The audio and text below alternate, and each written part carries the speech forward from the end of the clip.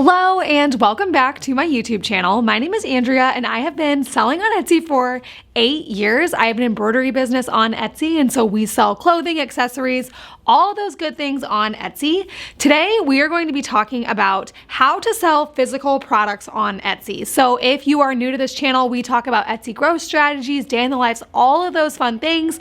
Today we are going to be talking about what I think is my specific area of expertise because I've been doing it for so long. We're gonna be talking about how to sell physical products on Etsy.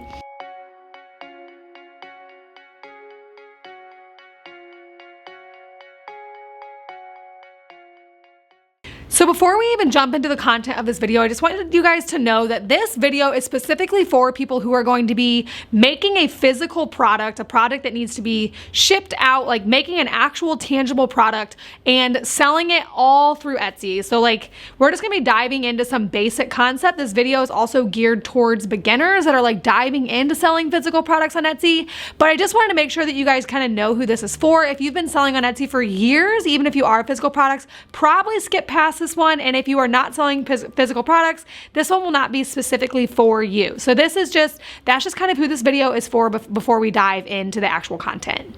I will also be linking some extra videos that I have created that kind of further elaborate on concepts that we're going to be talking about in this video. I'm just going to be doing some introductory stuff. In the description, there will be some more videos linked further elaborating on some stuff. But I just want you guys to know that if you are a physical seller, there are just some things overall, whether you sell crochet or embroidery or necklaces, whatever you sell, if it's a physical product, there are just some things that are gonna remain the same that you need to know about, and that's what we're gonna talk about. So obviously, before you can even sell something, before you can even get an order, you need to list an item. So the very first thing we're gonna be talking about is listing your items.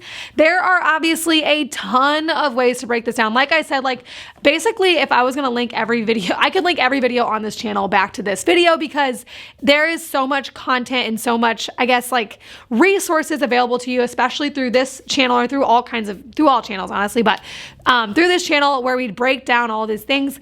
But we could talk about listing stuff for a while, but the long story short is this. In order to get a listing published, you need to photograph your product, you need to optimize the listing, and then you need to hit publish. And that makes it to where your products are out into the world and people are able to purchase what you are selling on the Etsy platform.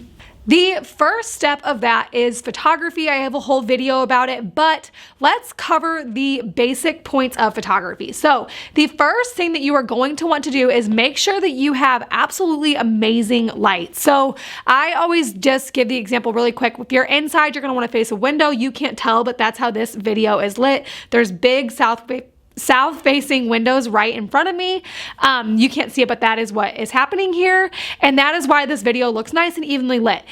You want to make sure, basically I always say that if you don't believe that good light makes a difference, open up your phone, put it in selfie mode, face a window, and then keep it open and turn around and face against the window, and you will just see the lighting drastically change. And so you want to make sure that you have really amazing light. And the next thing you want to make sure is that you are showing off every detail of your product. So this is just making sure that you're getting tight photos and wide photos, showing off the details, showing how it fits if you're doing clothing, all of those sorts of things. Those are the two basic rules of listing photography, is that you're using really good light and that you are showing off every aspect of your product. Contrary to what you might think, you do not need fancy gear. I come from a background of wedding photography, so if you've hung out on this channel at all, you would know that I used to be a wedding photographer. I was kind of growing both businesses at the same time, and Etsy took off, so I kind of leaned into that and sort of not abandoned, but just chose to not grow my wedding photography business. So long story long, I have a lot of camera equipment. I have nice camera. I have enough camera equipment to shoot a wedding. And so that being said, you do not need fancy gear to take good listing photos. Several of our listing photos, maybe even a majority, maybe not. A lot of our listing photos were taken with an iPhone simply because that was the camera that I had on me at the time. I don't always pack my big camera whenever we're in the shop or out and about because that would be so cumbersome. And so a lot of our listing photos are just taken with an iPhone because that's what I had on me at the time, and they perform really, really well. So you do not need to have fancy camera equipment at all. You are going to want to make sure that you are carefully selecting the thumbnail photo because that is what's going to show up in take up the most digital real estate, it's called, the most room on the page whenever someone searches for what you're selling, that is what's going to show up against all of your competitors. So you want to make sure that you are carefully choosing the thumbnail photo. But that is just my little blurb about fancy camera equipment. You don't necessarily have to have fancy camera equipment. You can definitely get by with an iPhone photo. So once you have an awesome photo or 5 awesome photos of your product, it's time to actually go into Etsy and list it. I have a full video explaining every single step of the Etsy listing product, but let's just talk about the short version. So the first thing that you need to know is that whenever you list your product, you will see all kinds of like questions that you can answer about your product. For example, if I was listing this t-shirt, I could say, is it short sleeve? Is it crew collar, like crew neck? It would ask about all of these sorts of things. Those are called your attributes. And the thing that you need to know whenever you're listing your product is that you should fill that out as best as you possibly can. Etsy really loves it whenever you use the features of their software. And so if you are answering all the questions that you are able to about your product, they're going to really like that. So if there's a question that doesn't apply to your product, don't answer it, but do answer it as much as you can. Like another one that it would ask about this t-shirt is like, is there a pattern? Obviously this shirt is striped. I would put that in. So that is just the first little tip, is to fill out the listing page as much as you possibly can. And then the next thing that you guys want to know whenever I talk about optimizing listings, I mean optimizing it for SEO. SEO is just Etsy search, basically. I want to be able to make sure that my listings show up well in search. And so the way to do that, in my opinion, there are a lot of different ways to do that. People toss around SEO as if it's just keywords, but keywords are a big part. I go on about this on this channel. Obviously, there are a lot of things that impact your rank in search. But when we are talking about keywords specifically, you are going to want to put them mostly in the titles and tags. I'm going to share a screenshot on this video of what my titles and tags are just for any given listing. And you will notice that they are very keyword rich. I'm thinking through what the buyer might be searching to find that, and then making sure that my titles and tags are completely filled out in that listing, just so that I can get the most like keyword juice as possible when it comes to Etsy search. The end all be all when it comes to actually listing items, honestly, is just to make sure that stuff is like, if you can fill out everything as much as possible, that's what you should do. Like as many title characters as possible, as many tags as possible, as many photos as possible, all the attributes. If you can just keep that in the back of your mind, you will have a very, very strong listing. Okay, so after you have done all of that, you fill that as best as you can hit publish. And now that you have listings out into the world, you are hopefully about to get a lot of sales. So obviously it depends on whether or not your listing catches traction. We can talk about all of that until we're blue in the face, and we honestly do on this channel, but this video is not the time. Basically what we're going to move into next is that whenever you start making sales, you then have to ship your items. If you are a physical product seller, aka not digital, you are going to have to like make the item and pack it up and put it in the mail to someone. So that is what we're going to talk about next. In my experience as both an Etsy seller and an Etsy educator with students and just people who ask me questions about Etsy all the time, I find that shipping is something that people wildly overcomplicate. They get so overwhelmed by it, and some people I know just don't even want to sell on Etsy because they're just like, I'm just gonna do it local so they can pick it up or I can meet people.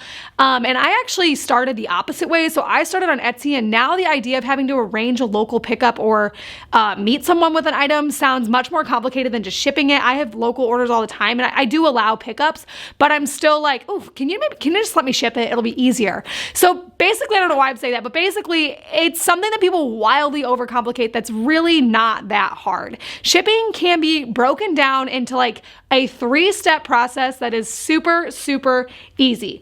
All you need to ship something, seriously, all you need is an item to ship, which check, you already made it, it's ready to ship. An item to ship, something to safely ship it in, and the correct amount of postage. It really is that simple. We're gonna break that down, but don't make shipping into something that it's really not. It's not that complicated. So when it comes to those 3 things, obviously you already have number 1, an item to ship. You are already made it. fairly straightforward. So let's just move on to number 2 and 3. Number 2 is something to safely package and mail that item in. So obviously your packaging is very dependent on what you sell. We sell clothing and more or less non-breakable items. We have a couple items that are just a little more fragile that we mail in a bubble mailer, but almost everything we ship out is pretty not fragile, and so we mail it in a poly mailer or a bubble mailer. If you are someone that has something more fragile, you might need to do bubble wrap and box, or maybe some crinkle paper in a box. You will have to explore what that looks like for your product, but don't overcomplicate it. You can always change it later. You don't need to worry about branding or anything in the beginning. Just make sure that you have a semi-professional, obviously don't like make it bad, but like a semi-professional way to get your item to someone safely. And there's a lot of different ways to do that. Posters, like my husband just ordered a poster from Etsy and got it in like a tube. There's just a lot of options here. And if you are stuck, go to Pinterest and literally just search like clothing packaging or scrunchie packaging or poster packaging, or Google that, and you will get a large amount of options or like pages back to you showing you what your options are for packaging your particular item. The biggest piece of advice I can give about packaging and honestly shipping in general is to not overthink it. I think people worry about their packaging way too much, which maybe this is a whole different video of content, but I really do think that people overcomplicate their packaging. It took us years before we were using like custom mailers that are on brand and cute. And even still, I think it's very fun. I don't think it's something that makes it to where we're getting like droves of more orders because of our packaging. I honestly think that if you took the time and effort of branding your packaging and put it into shipping your items one day earlier, it would go so much further for your business. And so basically just don't overthink it. I really do think that when it comes to shipping, the biggest and best possible thing that you can do for your brand and your business is to ship stuff on time and early. I really do think that.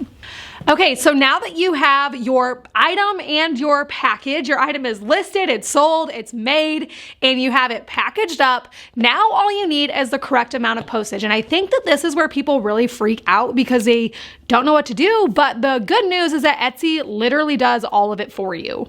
So all you have to do in order to get the correct amount of postage is just make sure that you are getting your item's weight. So whenever your item is all packed up and ready to go, all you need to do is slap a label on it and take it to the post office.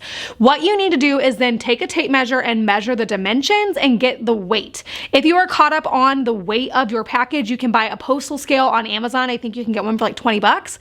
If you do not have $20 to spare, you can take that package into the post office and they will weigh it for you. So say that you are going to keep selling these t-shirts, I would strongly recommend just taking like one of them, packaging it up, don't even seal it if it's not sold yet, and get the dimensions, because you can do that at home easily with a tape measure, and then bring it to the post office and have them mail it for you, and then you can go insert all of that information into Etsy. So basically, if you are, all you need is the weight and the dimensions, and you can get that either through a postal scale or just bring it into the post office.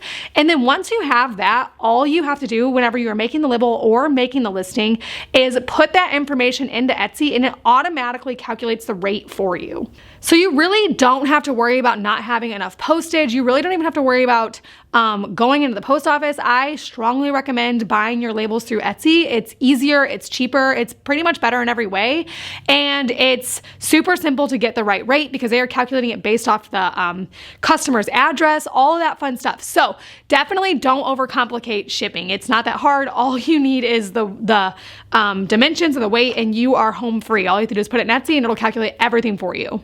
Okay, so it really is as simple as that. Whenever, by the end of this video, you should have items listed, items sold, items shipped. From there, all you have to do is rinse and repeat. List some more items, sell some more, ship some more, list some more, sell some more, ship some more.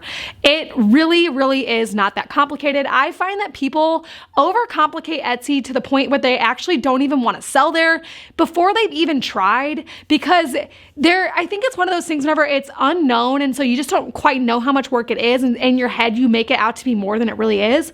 Do not overcomplicate Etsy. This whole whole channel is kind of dedicated to, I want my thing to be in the Etsy world that I make it simple for you guys. So I really do try to break down every concept really simply, because selling on Etsy does not have to be complicated. So I don't want you guys to overcomplicate selling on Etsy in order, I don't know, it just really makes it harder, and I don't want you guys to do that. So it really is that simple. I do hope that this video was really helpful as you grow your physical product business on Etsy. If you are interested in growth strategies, day in the lives, all those sorts of things, make sure to subscribe and check out my free masterclass in the description. Thank you so much for watching.